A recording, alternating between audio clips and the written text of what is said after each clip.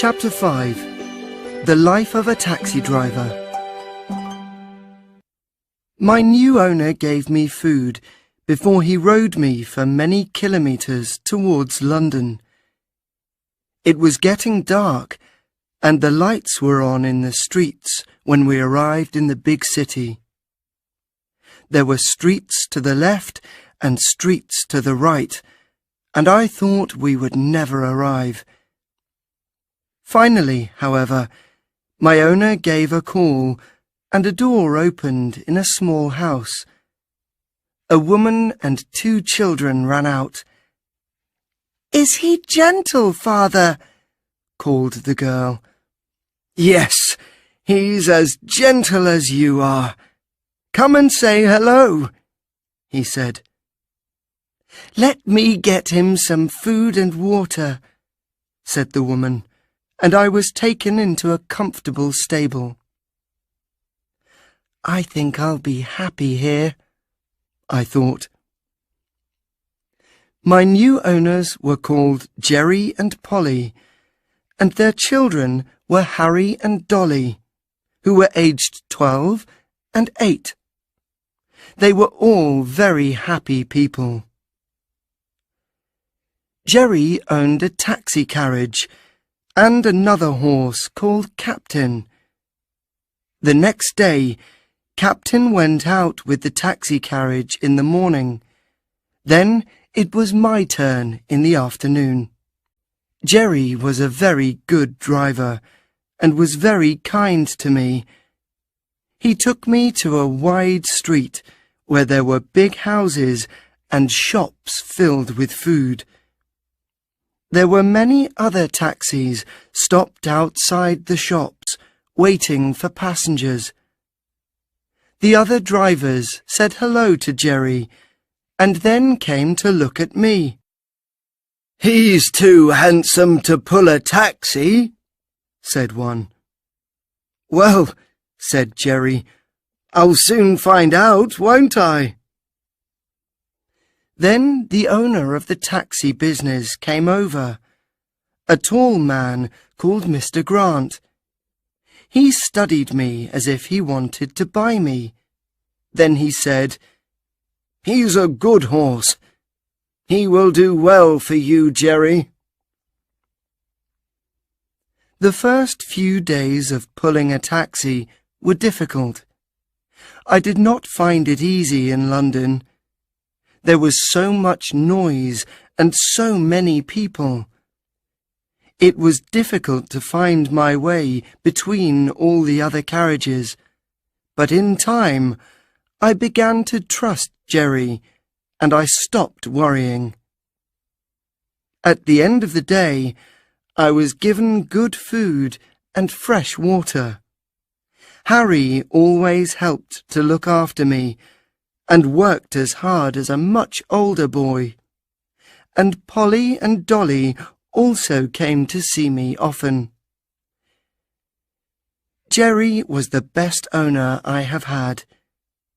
Jerry was always kind to me, but he was not always happy with his passengers.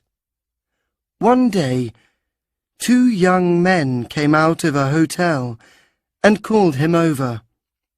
"Hey, taxi driver! We're late for our train. Go as quickly as you can so we can catch the 1 o'clock train.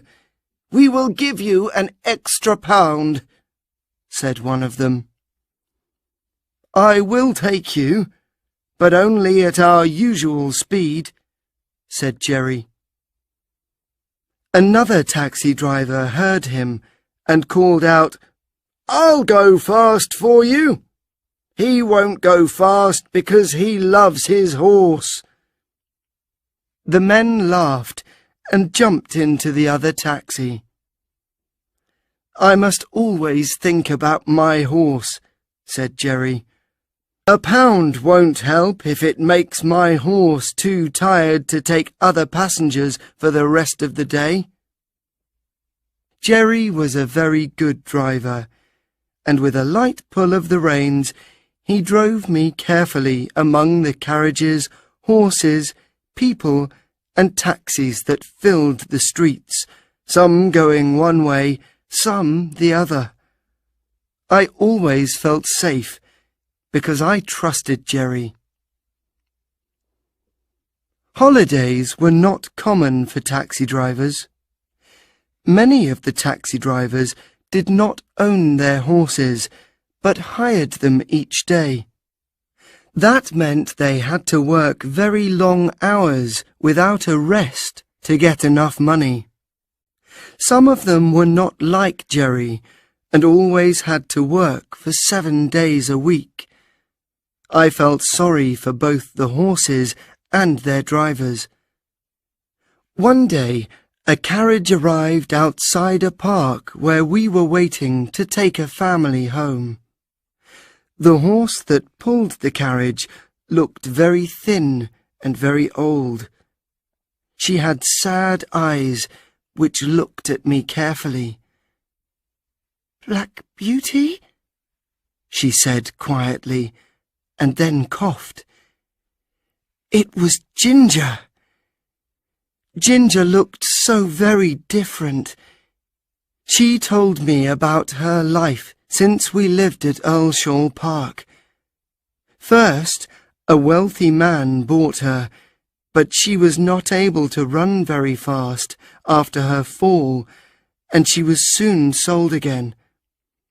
She had many new owners, each one paying a little less money for her. Then I was bought by a man who has many horses and hires them to men who need them for taxi carriages, she continued. But I'm not strong enough for this work. The men hit me hard when they want me to go faster. I work every day without any break. You usually kick people who aren't good to you, I reminded her. I'm not strong enough to do that now, she said.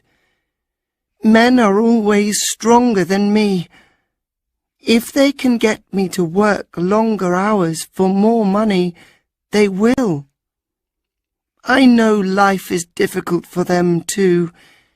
They always think about their families before they worry about their horses. At that moment, a man came up to her and began to drive her away. "Goodbye, Black Beauty," she said. "You've always been my best friend." I never saw poor Ginger again. I worked hard for Jerry all year. It was not easy work, but I enjoyed helping people. One day, we saw a poor woman in the street. She was carrying her small son. "Please, sir, how do I get to the hospital? My son's ill, and I do not know London." "It is 5 kilometres," said Jerry. "You cannot carry your son that far. I'll take you. You don't have to pay me." The woman was very pleased, but before she could get into the taxi, 2 men jumped up in front of her. "Take us to Regent Street," called one of them. "This woman is taking the taxi," said Jerry. "Our business is important. We were first in the taxi. She can wait." Jerry looked at the men and then said, "You can stay in the taxi as long as you want. I can wait while you rest yourselves." Then he turned to the poor woman and said, "Don't worry, they'll soon be gone." Jerry was right. Soon the men angrily got out of the taxi and walked off down the road. Jerry then helped the woman into the taxi.